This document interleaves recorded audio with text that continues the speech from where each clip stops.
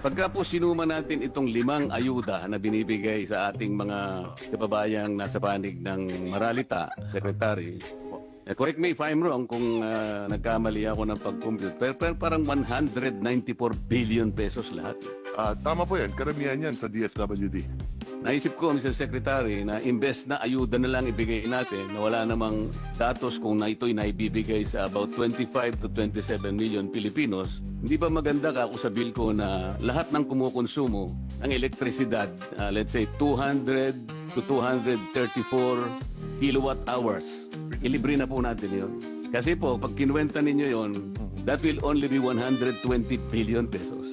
Makakatipid pa po tayo ng about 74 billion. Pagkatapos ipamimigay bilang ayuda, wala namang guidelines. Libre. Mas mabuti pa yata, mas practical, na ibigay na lang natin na parang subsidy sa kanila. Siguradong mapupunta sa kanila, walang corruption, wala pang magpapasikat na politiko na akala mo galing sa kanila. Kaya ako binanggit ito, ako isang ayon ako na dapat patuparin